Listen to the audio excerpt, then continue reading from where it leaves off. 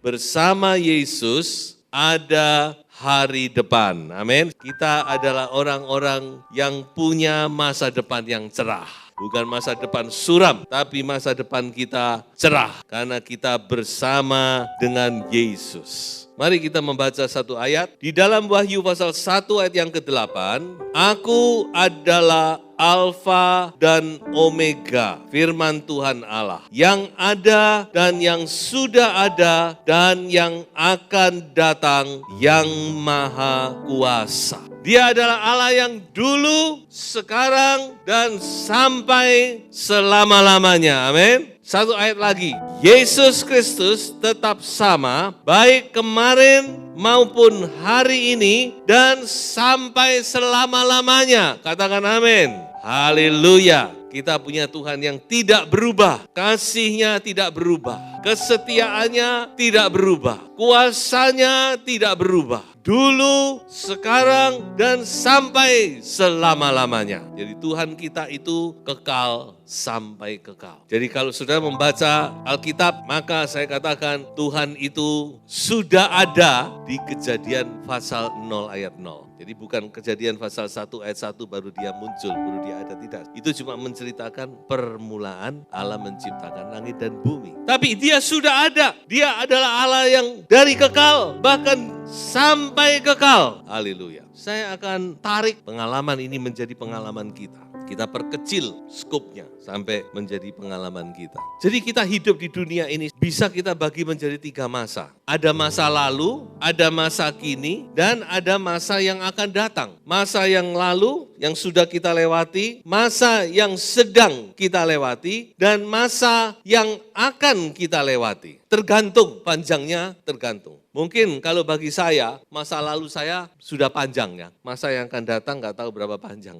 Nggak mungkin kayak masa lalu. Masih berapa tahun ke depan saya nggak tahu. Mungkin bagi anak-anak muda sebaliknya. Masa lalunya mungkin nggak terlalu panjang, tapi masa akan datang masih panjang. Nah inilah kehidupan manusia. Dan kita harus tahu bagaimana kita menyikapi ketiga masa ini. Bagaimana kita menyikapi masa lalu kita, bagaimana kita harus menyikapi masa sekarang ini, dan bagaimana kita harus menyikapi masa yang akan datang. Nah ini yang akan saya bagikan. Yang pertama adalah masa lalu kita. He was. Kita bersyukur dia sudah ada di masa lalu kita. Amin. Nah percaya kalau Tuhan itu sudah menyertai saudara di masa yang lalu. Coba saudara renungkan sejenak. Tuhan itu baik. Kita ada hari ini itu tidak bisa lepas dari masa lalu kita. Betul apa betul? Nah mungkin kita ujuk-ujuk datang enggak. Kita ada itu kaitannya dengan masa lalu kita. Masa lalu kita bagaimana dan membentuk kita hingga saat ini. Dan saya melihat, saya merasakan, saya mengalami bahwa di masa lalu kita, Tuhan itu sudah berkarya. Yang percaya katakan amin. Dia sudah berkarya sedemikian rupa, melewati berbagai macam situasi keadaan kita. Tiap orang gak sama. Jadi kalau bicara masa lalu, sudah mungkin saudara punya masa lalu yang indah, atau mungkin masa lalu saudara itu tidak atau kurang indah. Tapi satu hal, kita harus menyadari dan mensyukuri bahwa Tuhanlah yang sudah berkarya dalam segala-galanya. Coba kita baca ayat ini. Kita tahu sekarang bahwa Allah turut bekerja dalam segala sesuatu untuk mendatangkan kebaikan bagi mereka yang mengasihi Dia, yaitu bagi mereka yang terpanggil sesuai dengan rencana Allah. Tuhan turut bekerja sedemikian rupa. Untuk apa? Untuk mendatangkan kebaikan. Amin. Untuk mendatangkan kebaikan bagi saudara dan saya. Karena saya yakin kita adalah orang-orang yang dikasihi oleh Tuhan. Itu intinya. Jadi Tuhan berorkestrasi dengan berbagai hal. Dengan perkara-perkara yang tidak menyenangkan mungkin. Perkara-perkara yang kita anggap itu tidak perlu diceritakan. Saya tidak malu menceritakan masa lalu saya. Masa latar belakang keluarga saya. Kalau saudara mau tanya silakan. Saya pribadi saya akan beritahu. So itu mungkin saudara merasa malu dengan masa lalu. Jangan malu. Mungkin saudara malu dengan latar belakang keluarga saudara. Saya katakan jangan malu. Tidak ada yang perlu kita malu. Karena semua itu ada di dalam rencana Tuhan yang indah. Ya toh? Coba saudara, kita juga bisa belajar itu dari Alkitab bukan? Bagaimana pada zaman Esther sebelum meledak rencana jahat itu, sebelum ada, bahkan mungkin sebelum Haman lahir. Otaknya kan Haman. Allah sudah berorkestrasi. Allah sudah mengatur segala perkara, mengatur. Sudah bisa baca itu sendiri. Sampai saatnya ada pertolongan Tuhan. Yusuf, dan Yusuf sadar. Dia berkata kepada saudara-saudaranya, kamu gak usah menyesali, kamu gak usah takut dengan aku. Jangan sesali, karena Tuhan yang sudah mengutus aku lebih dahulu untuk memelihara bangsa kita, keluarga besar ini. Haleluya. Ada satu hal lagi yang ingin saya bagikan, bagaimana kita menyikapi masa lalu kita, yaitu kita juga harus jadikan masa lalu kita sebagai pembelajaran. Itu juga penting. Kita bukan hanya mensyukuri, berterima kasih, tapi kita harus juga jadikan itu pembelajaran. Kalau ada hal-hal yang kita harus pelajari, kegagalan-kegagalan di masa lalu kita, ya kita harus pelajari. Jangan cuma disesali, tapi dipelajari. Bagaimana? Banyak orang tuh cuma bisa menyesal. Aduh aku getun, aku gini. Tapi nggak belajar dari pengalaman tuh. Makanya ada istilah sejarah berulang. Gitu. Sejarah berulang. Kenapa kok sejarah berulang? Karena kita nggak pernah belajar dari masa lalu kita. So, itu di dalam Alkitab ada namanya kitab ulangan. Kitab ulangan itu apa? Mengulang kembali. Musa mengulang kembali 40 tahun perjalanan mereka. Mulai mereka dari Mesir terus bagaimana. Dengan satu tujuan, ini loh, ojo diulang lagi ini. Yang sudah-sudah. Kita tidak bisa mengubah masa lalu kita. Apalagi kalau itu bukan dari kita. Dari keluarga kita, dari ini kita tidak bisa mengubah. Kan tidak perlu disesali. Nah, yang penting yaitu yang berikutnya adalah masa kini. Dia ada di masa lalu kita. Meskipun mungkin kita tidak sadar, bahkan mungkin kita belum mengenal dia. Paulus dalam kitab Roma berkata, ketika kita masih berdosa, dia sudah mati bagi kita. Percayalah, kalau saudara dipilih oleh Tuhan menjadi anak-anak Tuhan, bahwa Tuhan mengasihi saudara, dan dia sudah bekerja di masa lalumu. Saudara menjadi anak Tuhan tidak ujuk-ujuk, bukan random, tapi by design. Tuhan sudah memilih saudara, dan dia bekerja melalui kehidupanmu di masa lalu. Bahkan pemazmur bilang, sebelum aku lahir, ketika aku masih berupa janin, dia sudah tahu siapa aku ini.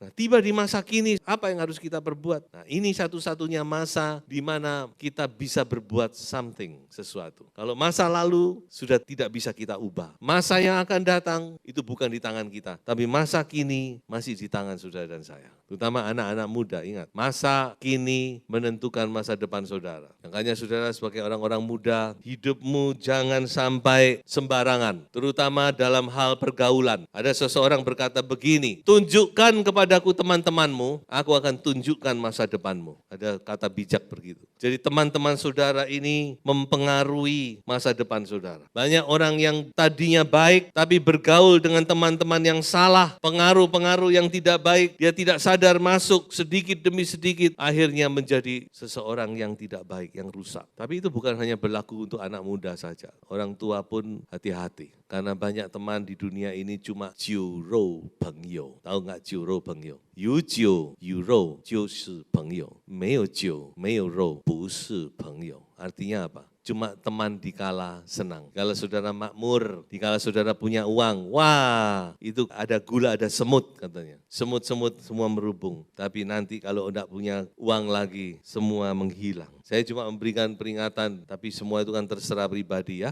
Nah, jadi bagaimana kita harus menyikapi masa kini kita? Yang pertama, yaitu kita harus pergunakan waktu dengan sebaik-baiknya. Mari kita baca, karena itu perhatikanlah dengan saksama bagaimana kamu hidup. Janganlah seperti orang bebal, tetapi seperti orang arif. Dan pergunakanlah waktu yang ada, karena hari-hari ini adalah jahat. Pergunakanlah, make the most of every opportunity. Gunakan dengan maksimal setiap kesempatan itu. Karena itu tidak akan ada yang kedua kalinya, belum tentu bisa kembali. Jadi sekali lagi saya berdoa dan saya berharap terutama anak-anak muda ya, ayo gunakan kesempatan itu dengan baik. Bekali dirimu dengan sebaik-baiknya. Karena saya mau katakan bahwa dunia ke depan ini, dunia usaha, dunia ekonomi itu tidak akan semakin mudah. Sekarang aja sudah susah. Makanya saudara sebagai orang muda ya, sudah harus gigih, punya daya juang, pakai untuk membekali dirimu dalam segala hal. Yang kedua, bagaimana kita menyikapi masa sekarang? sekarang, yaitu kita harus hidup dalam hikmat dan kebenaran. Hiduplah dalam hikmat. Lawan daripada hikmat tentu adalah kebodohan.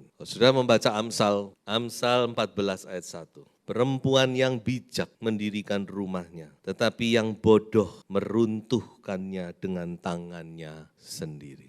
Ini perempuan bukan hanya bicara gender ya, walaupun di sini disebut perempuan jelas. Tapi ini juga mewakili gereja Tuhan, karena gereja dalam bahasa Alkitab itu adalah she, dia, wanita. Kita harus hati-hati, jangan sampai ini seperti yang dikatakan, meruntuhkan dengan tangannya sendiri. Apa yang sudah kita bangun, kita runtuhkan dengan tangan kita sendiri. Ada hal-hal hari-hari ini yang cukup mengejutkan bagi diri saya. Saya hanya katakan, aduh kok bisa, sayang. Berjalanlah dengan hikmat. Makanya saya selalu katakan, ayo sudah mulai membaca Amsal ya. Kalau bisa tiap pagi baca dulu Amsal. Karena inilah hikmat ilahi yang Tuhan berikan kepada kita. Berjalanlah dalam hikmat dan berjalanlah dalam kebenaran. Hiduplah dalam hikmat dan kebenaran saat ini. Karena apa yang kita lakukan saat ini, itu akan kita tuai nanti di masa yang akan datang. Jangan lupa, semua ini berkaitan. Masa lalu, masa kini, masa akan datang. Apa yang kita lakukan saat ini, jangan saudara pikir saat ini selesai. Tidak. Apa yang kita perbuat saat ini, itu akan kita tuai dan pasti kita tuai di masa yang akan datang,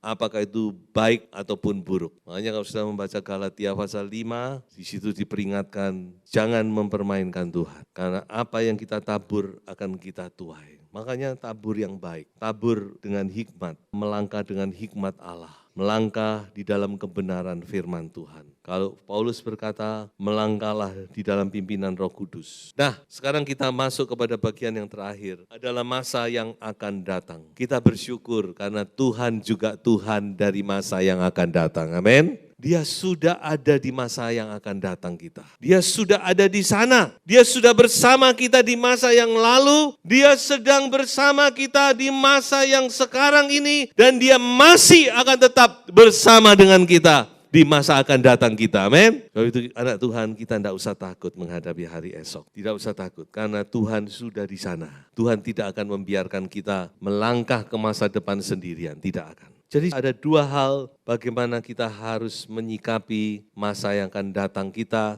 Yang pertama yaitu kita harus menyiapkan diri dengan sebaik-baiknya. Firman Tuhan berkata kita nggak perlu khawatir, tapi bukan berarti kita lalu santai-santai. Tidak, salah. Sudah membaca Amsal, di situ diperingatkan tentang semut, bagaimana semut itu menyiapkan diri untuk musim dingin dan seterusnya. Jadi kita harus menyiapkan diri kita dengan sebaik-baiknya. Amsal 31, saya kutip 2 ayat di sini, tentang wanita bijak, dikatakan bahwa ia tidak takut kepada salju untuk seisi rumahnya, karena seluruh isi rumahnya berpakaian rangkap. Artinya apa? Si wanita bijak ini, dia sudah menyiapkan sedemikian rupa untuk menghadapi musim dingin. Dia sudah punya persiapan. Oh, ini baju musim dingin. Sudah. Jadi dia tidak takut. Bahkan di ayat 25 dikatakan, pakaiannya adalah kekuatan dan kemuliaan. Ia tertawa tentang hari depan. She is facing the future with a smile. Sementara orang takut bagaimana menghadapi future with a smile. Dia menghadapi hari esok dengan tertawa, dengan senyum. Mengapa? Karena dia sudah menyiapkan diri dengan baik. Nah, makanya sekali lagi untuk orang-orang muda ya, jangan takut berbuat ekstra. Ingat ya, saya terpaksa menyelipkan ini karena ibadah ini mungkin 30-40% itu orang muda, bahkan bisa lebih. Jadi gabungan memang, 30-40%. Kadang-kadang kita kalau bekerja itu kan hitung-hitungan waktu ya toh. Udah selesai, udah kalau bisa belum waktunya sudah berhenti itu jangan. Saudara, kita harus dengan dedikasi bekerja dan seterusnya. Karena itu sesuatu, saya tidak bisa ngomong, tapi itu juga firman Tuhan bukan? Kalau orang minta kamu berjalan 1 mil, berjalanlah 2 mil. Jadi kita harus menyiapkan diri dengan sebaik-baiknya untuk menghadapi masa yang akan datang. Termasuk secara rohani. Secara rohani karena kita tahu apa yang akan terjadi di masa yang akan datang.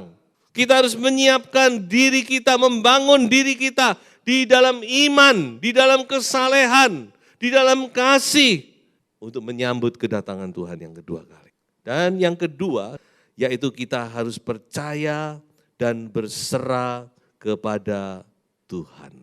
Haleluya. Percaya dan berserah. Jangan takut. Jangan kita khawatir.